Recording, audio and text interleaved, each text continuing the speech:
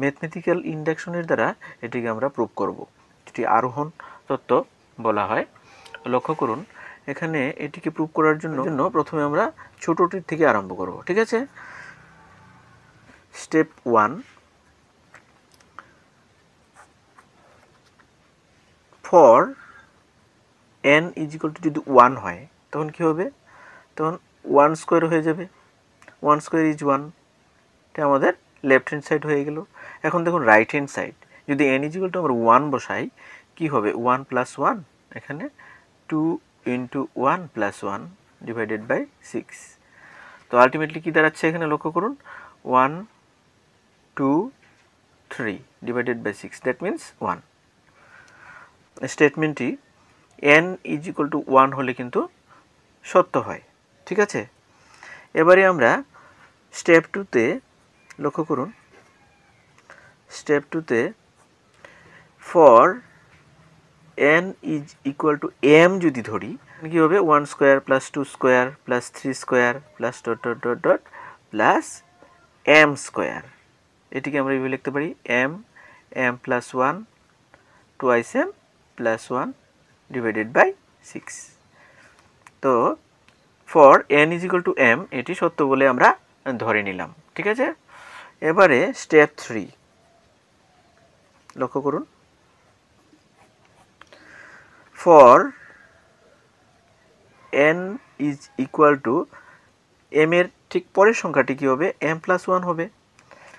তো n is equal to m plus 1 হলে কী হবে, 1 square plus 2 square plus 3 square plus dot dot dot plus m square plus m plus 1 whole square হবে। ঠিক আছে, এতটুকুর জন্য আমরা লিখতে পারি m প্লাস 1, এটি সত্য বলে আমরা ধরেছিলাম, তো m plus 1 divided by 6 plus m plus 1 whole square. ঠিক আছে, এখন লক্ষ্য করুন, এখানে আমরা m প্লাস 1, এখানেও m প্লাস 1 আছে, তাই m প্লাস 1 যদি কমন নিই তখন আমাদের কি থেকে যাচ্ছে, m এখানে, আর এখানে দেখা যাচ্ছে 2m plus 1 divided by 6 plus এই m প্লাস 1 এর m প্লাস 1 হোল স্কোয়ারের একটি m প্লাস 1 ব্র্যাকেটের বাইরে চলে গেল, তাই এখানে m প্লাস 1 রইল। ঠিক আছে, এখন দেখুন এটিকে আমরা এইভাবে লিখতে পারি m প্লাস 1,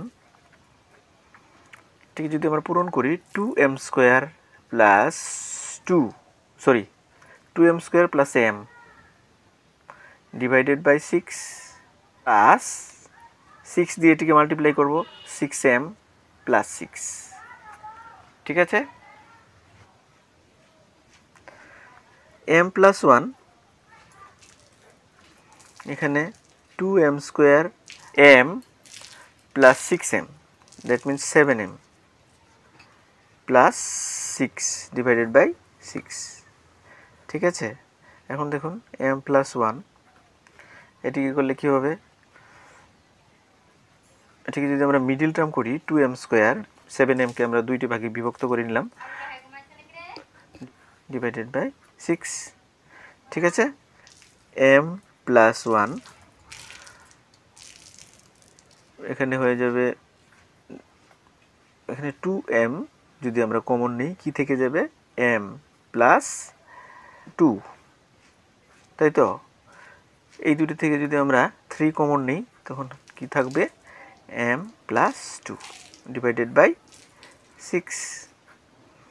তো দিস ইজ ইকুয়াল টু, লক্ষ্য করুন, m প্লাস 1 এটি হয়ে যাবে m plus 2, m plus 2 common, এবং টুয়াইস m প্লাস 3। ঠিক আছে, ডিভাইডেড বাই 6। এখন এটিকে আমরা ফর্মটি চেঞ্জ করব, লক্ষ্য করুন প্যাটার্নটি চেঞ্জ করব। এটিকে আমরা এইভাবে লিখতে পারি m প্লাস 1, তারপর এই m প্লাস 2কে আমরা এইভাবে লিখতে পারি m প্লাস 1 প্লাস 1, আর এটিকে আমরা লিখতে পারি 2m প্লাস 1 প্লাস 1। ঠিক আছে, ডিভাইডেড বাই 6। ঠিক আছে, এখন দেখুন এটি কিন্তু আমাদের n is equal to m plus ওয়ানের জন্য এই স্টেটমেন্টটি কিন্তু আমাদের true. Therefore the statement is true for, লক্ষ্য করুন, n is equal to m plus 1। তো এটি থেকে আমরা এটি বলতে পারি যে therefore the above statement